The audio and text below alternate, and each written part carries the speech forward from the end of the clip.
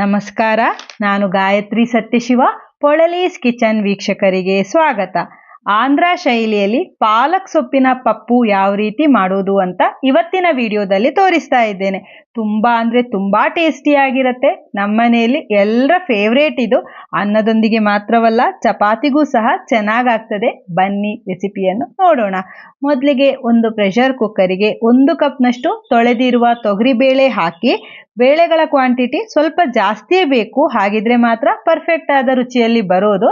ಅರ್ಧ ಕಪ್ ಕಡಲೆಬೇಳೆ, 1 ಕಟ್ಟು ಪಾಲಕನ್ನು ಚೆನ್ನಾಗಿ ತೊಳೆದು ಚಿಕ್ಕದಾಗಿ ಕಟ್ ಮಾಡಿ ಹಾಕ್ಕೊಂಡೆ.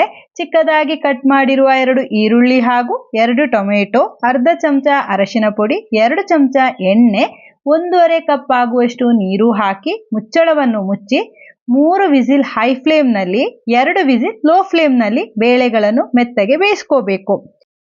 ಪ್ರೆಷರ್ ಪೂರ್ತಿ ಹೋದ ನಂತರ ಬೆಂದಿರುವ ಬೇಳೆಯನ್ನು ಕಡೆಗೋಲಿನಿಂದ ಚೆನ್ನಾಗಿ ಒಂದ್ಸಲ ಕಡಿಬೇಕು.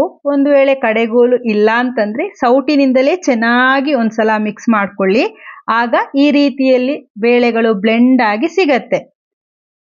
ಇನ್ನು ದಪ್ಪ ತಳದ ಪಾತ್ರೆಗೆ 2 ಚಮಚ ಎಣ್ಣೆ, 1 ಚಮಚ ತುಪ್ಪ ಹಾಕಿ, ಅರ್ಧ ಚಮಚ ಸಾಸಿವೆ ಹಾಕಿ, 8 ಬೆಳ್ಳುಳ್ಳಿಯನ್ನು ಚಿಕ್ಕದಾಗಿ ಕಟ್ ಮಾಡಿ ಹಾಕಿ ಫ್ರೈ ಮಾಡಿ, ಬೆಳ್ಳುಳ್ಳಿ ಕೆಂಪಗೆ ಆಗಿ ಸಾಸಿವೆ ಚಟಪಟ ಅನ್ನುವಾಗ 1 ಅಥವಾ 2 ಒಣಮೆಣಸನ್ನು ಕಟ್ ಮಾಡದೆ ಹಾಗೇ ಹಾಕಿ, 1 ದಂಟು ಕರಿಬೇವಿನ ಎಲೆ, 3 ರಿಂದ 4 ಅಥವಾ ಖಾರಕ್ಕೆ ತಕ್ಕಷ್ಟು ಹಸಿಮೆಣಸಿನಕಾಯಿ ಹಾಕಿ ಬಾಡಿಸಿ, ನಂತರ ಬೇಯಿಸಿರುವ ಬೇಳೆ ಪಾಲಕ್ ಮಿಶ್ರಣವನ್ನು ಹಾಕಿ 1 ಕಪ್ ನೀರು ಸೇರಿಸಿ, ರುಚಿಗೆ ತಕ್ಕಷ್ಟು ಉಪ್ಪು, 1 ಚಮಚದಷ್ಟು ನಿಮ್ಮನೆಯಲ್ಲಿ ನೀವು ಯೂಸ್ ಮಾಡುವಂತಹ ಸಾಂಬಾರ್ ಪೌಡರ್ ಇದ್ರೆ ಸಾಂಬಾರ್ ಪೌಡರ್, ಇಲ್ದಿದ್ರೆ ರಸಂ ಪೌಡರ್ ಹಾಕಿ ಚೆನ್ನಾಗಿ ಮಿಕ್ಸ್ ಮಾಡಿ, ನೀರು ಹಾಕಿ ಹದವನ್ನು ಸರಿ ಮಾಡ್ಕೊಂಡಾದ್ಮೇಲೆ ನೋಡಿ ಈ ಹದದಲ್ಲಿರಬೇಕು. ಇದಕ್ಕಿಂತ ತೆಳುವಾಗಿ ಮಾಡ್ಕೊಳ್ಳೋದು ಬೇಡ. ಇನ್ನು ಚೆನ್ನಾಗಿ ಮಧ್ಯಮ ಉರಿಯಲ್ಲಿ ಕೈ ಆಡಿಸ್ತಾ 5 ನಿಮಿಷಗಳ ಕಾಲ ಕುದಿಸ್ಕೋಬೇಕು.